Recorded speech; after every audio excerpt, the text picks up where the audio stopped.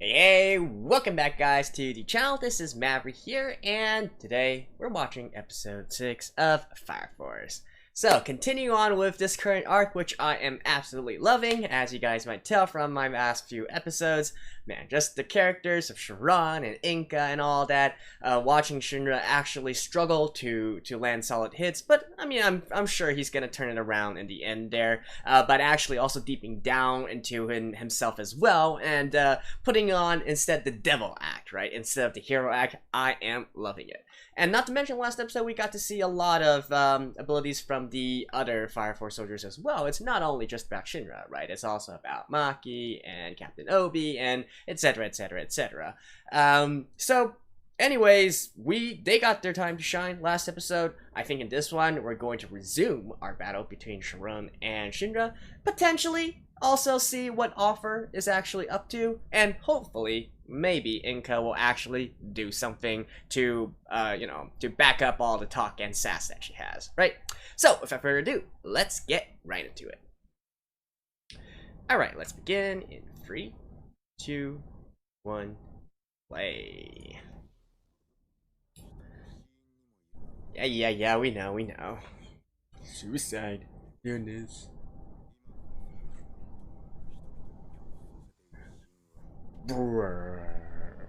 Self-immolation.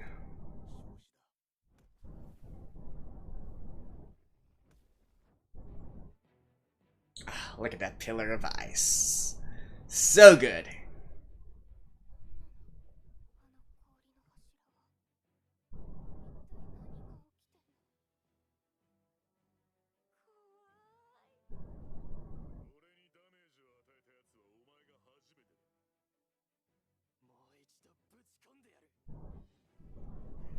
Hey.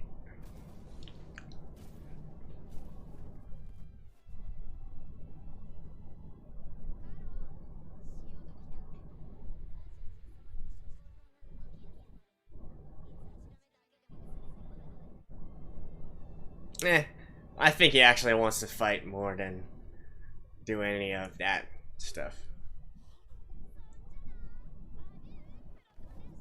Oh?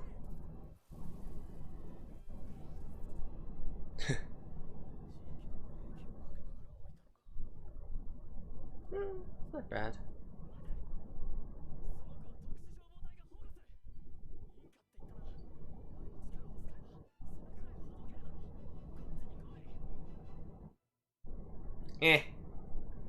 It's like, meh, why should I listen to you?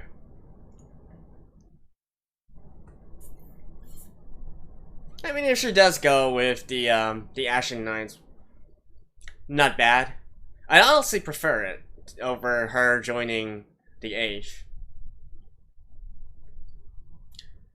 Although my biggest preference would be for her to remain like a third party, right?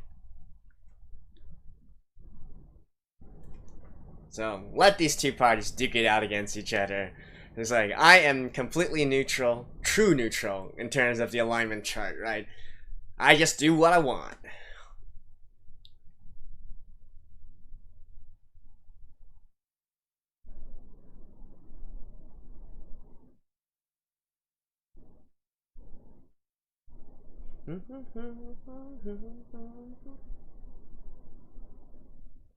You know, originally I didn't feel like this song suited this opening.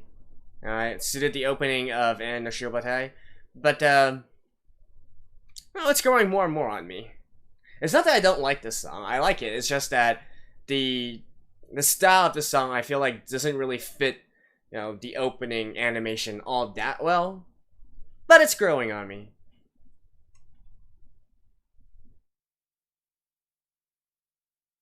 Alright. The time to choose. Huh.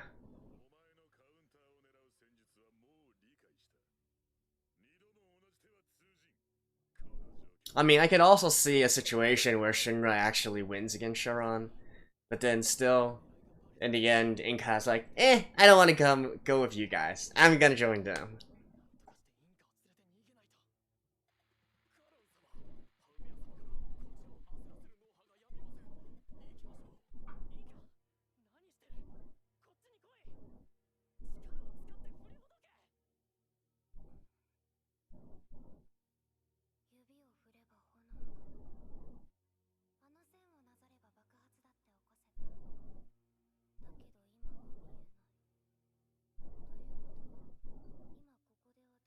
Hmm. I wonder.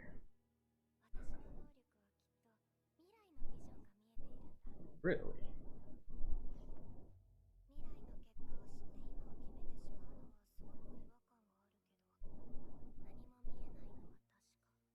Huh.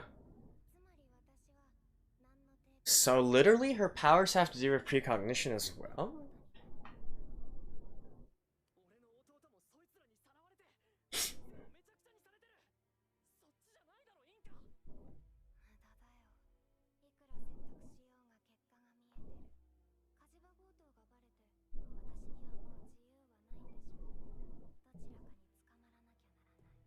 Yeah.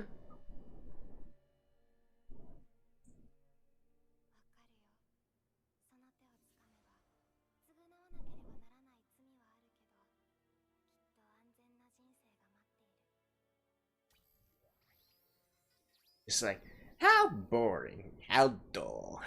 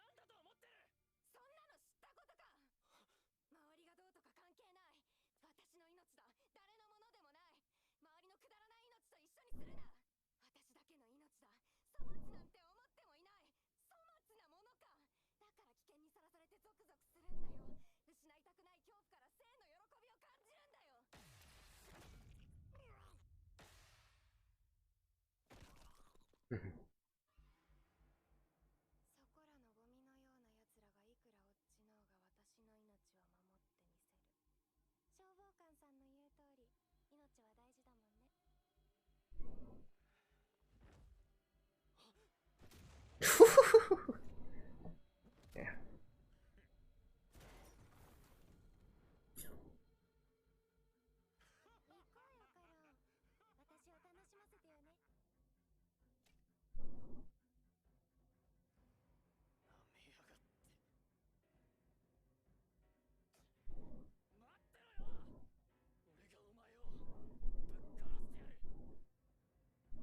Come and try.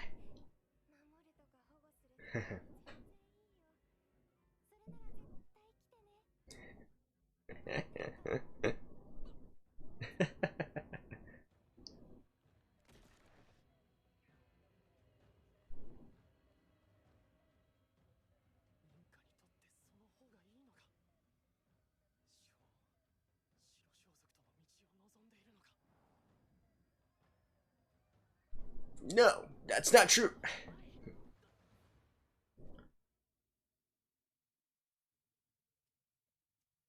Although, to be fair, Inca is different from Sho.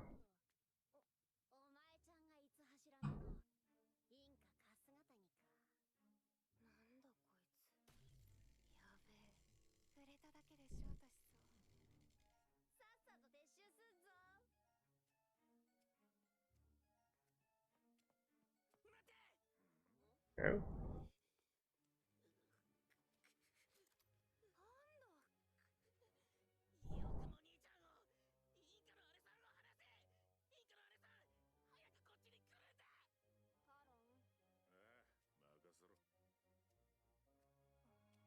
And he's like, no, wait, don't kill him. Like, really?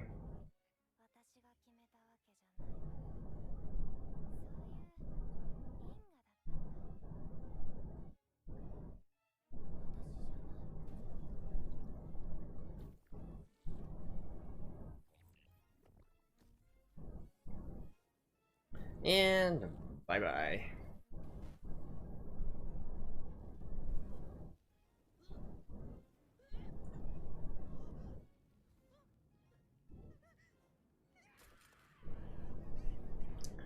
Oof.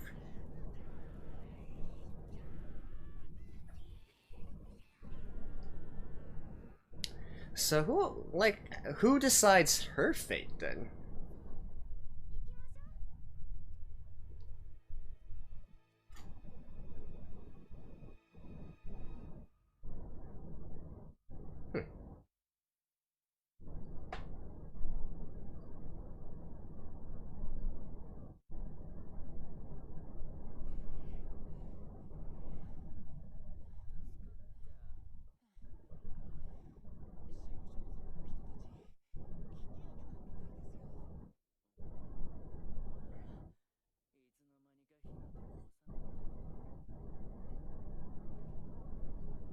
Like, imagine how much of a force the Fire Force would actually be if all 8 of the teams could work together.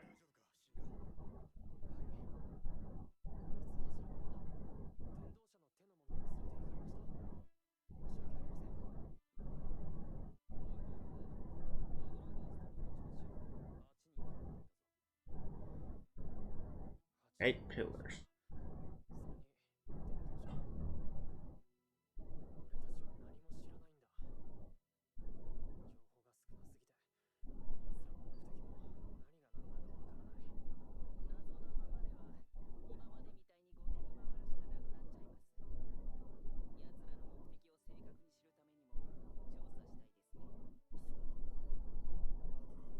Well, thank you.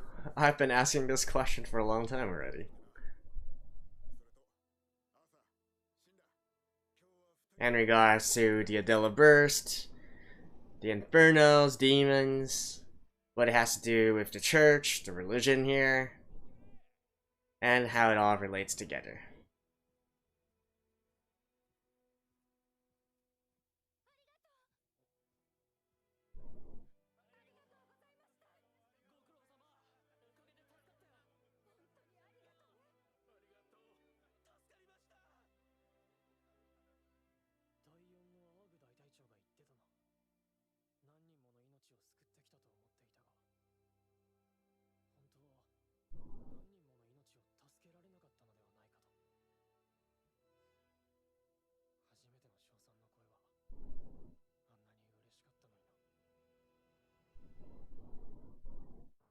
Mm-hmm.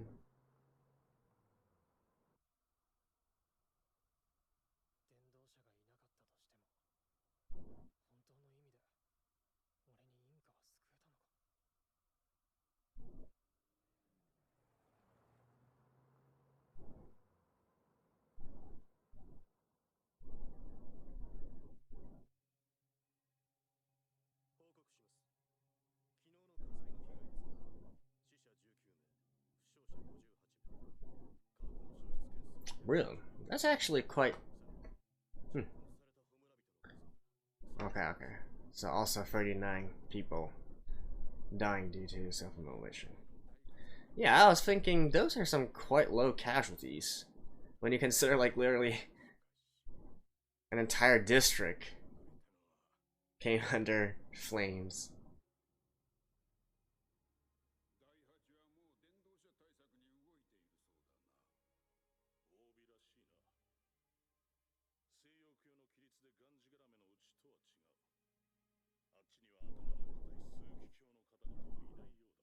Hard-headed cardinal.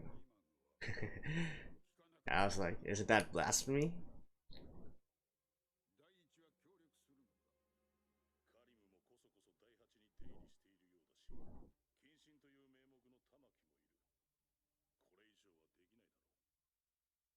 Mm-hmm.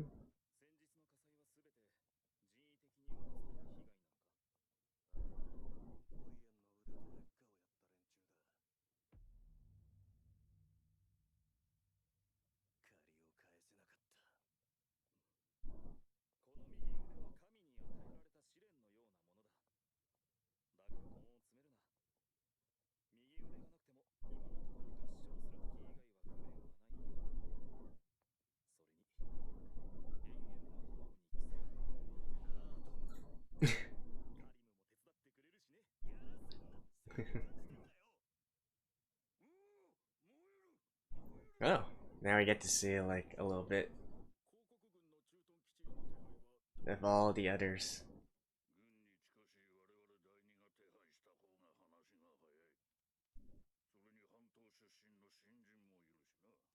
Peninsula.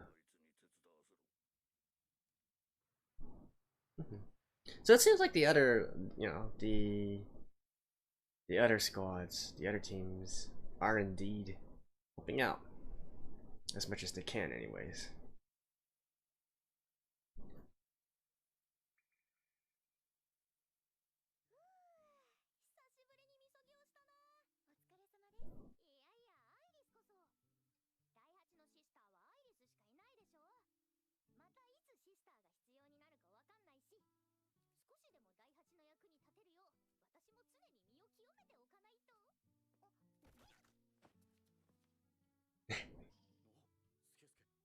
Ske.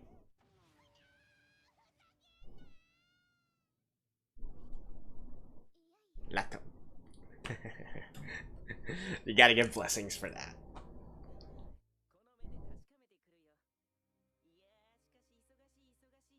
Oh, it's Joker.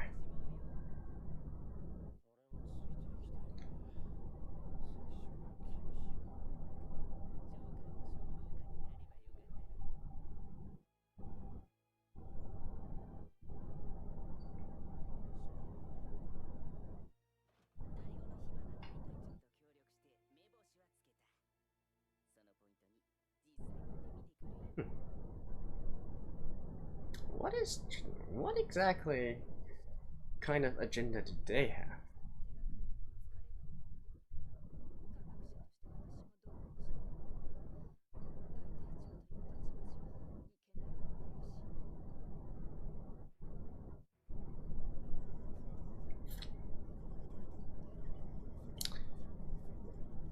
Are the 7th gonna come?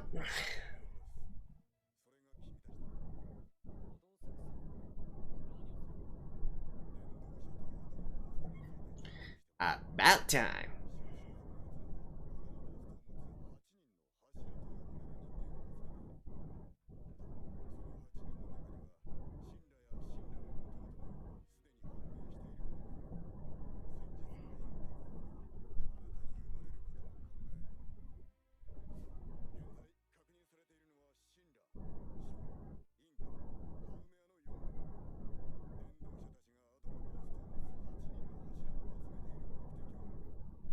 And then we also know one more, right?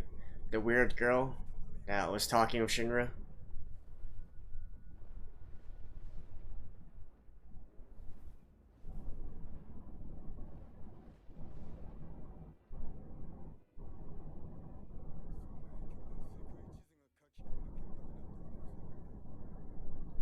Oof.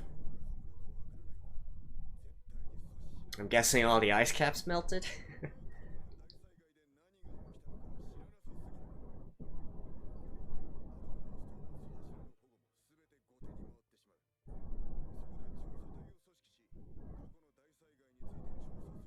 Yeah, that's what I'm talking about. I've been waiting for this. For an entire season and 6 episodes now.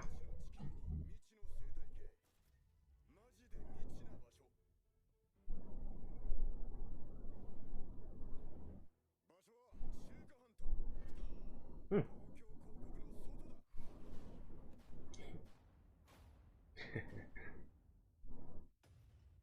Okay. Wait, are they literally... I mean, I do really want to see what the outside world is like. But this came out of nowhere, holy crap. Look at this sort of steam technology that they're using.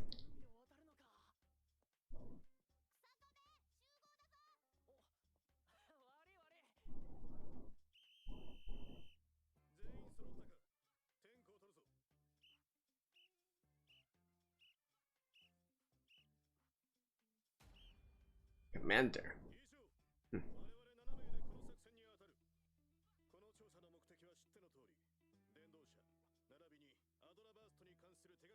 I guess the 7th just only care about Asakura, so.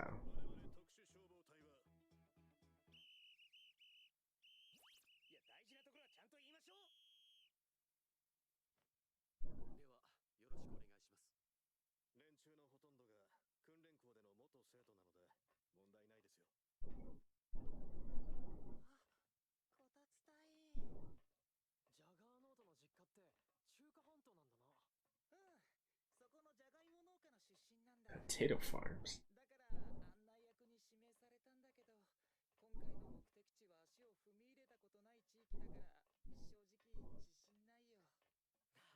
Are there like other crewmen as well? There has to be, right? This is like way too big of a ship.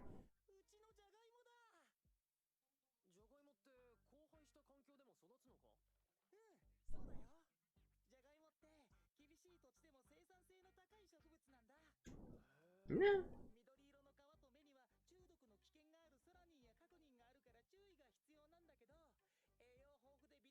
Yep, there are other crew.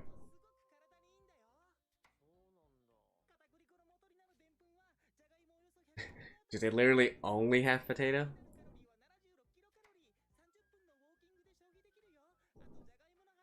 Oh no, we can clearly see there's stuff other than potatoes.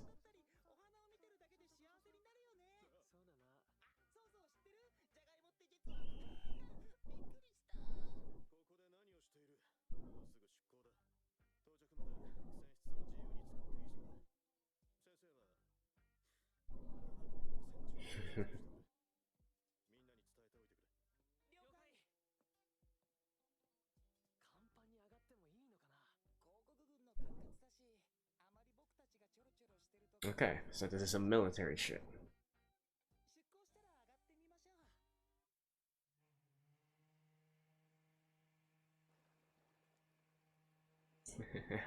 This is literally like 1800s technology. An ironclad.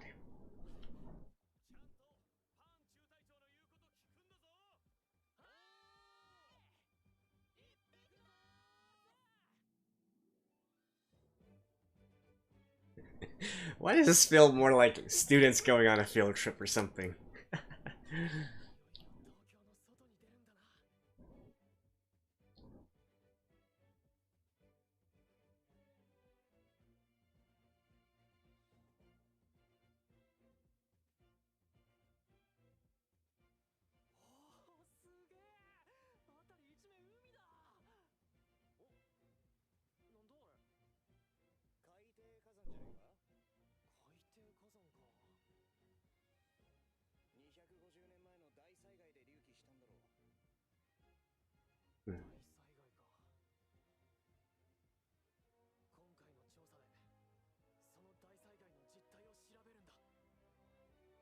Yes, that's why you're all here.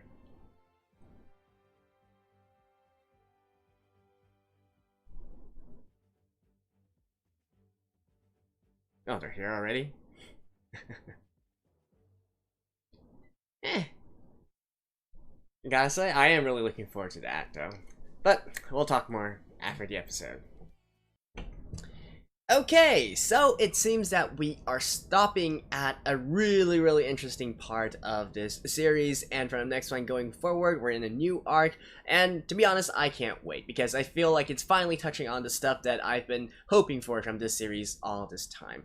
If you guys have watched my season 1 reaction, you'll probably know that I have a lot of issues that I have with the current story, the characters, and the pacing of the first season so far, but one thing that keeps bringing me back to Fire Force is actually in its setting and its aesthetics, right? I really love the world that they have built, centered on this concept here. You know, we got these infernals, these demons, we got this other world there, we got people, you know, we get people who self-immolate into turning into infernals and whatnot. We have the Holy Soul Church. We have these you know, these sort of kind of similar to modern day technology, but not yet quite there yet. It's like a mix of different eras and whatnot. We have this thing happening 250 years ago, the Great Catalysm. Like, what exactly happened, right? Did the world have the same kind of technology as they have right now, and nothing really changed throughout the years?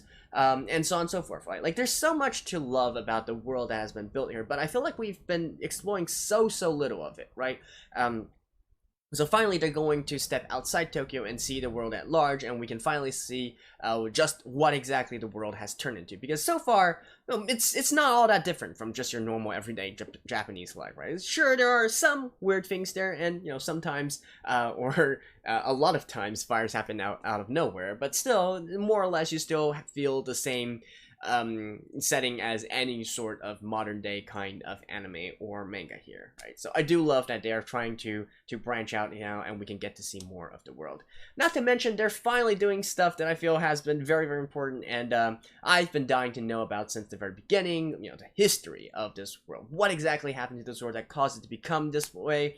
Don't just simply accept whatever information that you were spoon-fed, right? You got to investigate for yourselves. And so on and so forth. So I love that they're doing that as well, and potentially in the next few episodes, in the next few arcs, we're going to learn more about this world, we're going to learn more about what happened in the past, and perhaps most importantly, we're going to learn more about the Adolla Burst, and what exactly these demons / infernos are, what exactly is this other world, so on and so forth, right? And I can't wait for that. As for the actual episode though, I guess we gotta talk about Inka for a little bit. To be honest, I was kind of disappointed by her character in this episode, and not because of anything particular that she did, because I'm sure that there's going to be people who are like, oh, how could he have killed that, that Panda? All right, Panda, right? How could she have killed Panda? How could she have like said all those horrible things and talk back to Shinra and so, etc., etc. That's actually not the point that annoys me. I think that for a character of her kind of setting and whatnot, that's to be expected, right? The thing that kind of annoys me is actually more the fact that she seems to be so willing to accept fate itself, right? For the past few episodes, we kind of get this idea that Inka is sort of this person who basically does whatever she wants, right? She is completely chaotic. She doesn't follow your your normal way of thinking and whatnot, and she basically she has her selfish streaks, as we can clearly see here as well. She is not particularly out of malice or anything, but just because she just feels like that's the way the world should be, right? The world, at least for her, she should be centered first and foremost on her own interests as well. I don't dislike characters like this, to be honest. I feel like these characters add a layer of dimension and complexity to a plot. So I do love characters that exhibit a little bit more than just your normal white versus black kind of. I love gray characters, but for her though, I feel like after she said all of this and wanting to stay out of custody and not really align herself with either kind of ideal or whatnot, she seems awfully willing to just listen to whatever this sort of string of fate is telling her, right? Hey, the fate told me to kill this guy, so I'm gonna kill this guy. Fate told me that there's nothing I can do right now, so I'm not gonna do anything, right? I guess it might just be a sort of excuse for her, but at the same time, though, I feel like it kind of goes against what she's been saying all this time, and that makes her less than awesome in my book.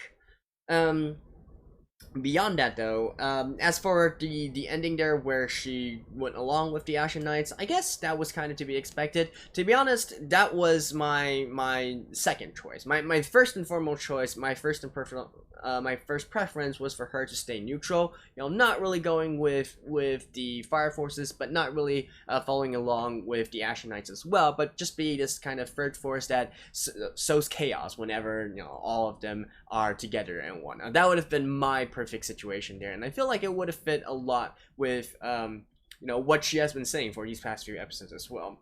She chose instead to join the Ashen Knights. Fine. I mean, I feel like that's better than her joining the Fire Force, because I just want to see some sort of conflict and some sort of drama here. So I do feel like this was the not my first priority outcome, but at least it could have been worse, right? That's what I'm trying to say here. So yeah. Anyways, in the next episode, I am looking forward to really getting into the deeper ends of this story, and hopefully it won't disappoint by putting together a coherent world that just sparkles the imagination of people, right? So there we go. That's it for Fire Force episode 6 of season 2. Hope you guys enjoyed this, and I will see you guys next week as well. Until then, bye bye.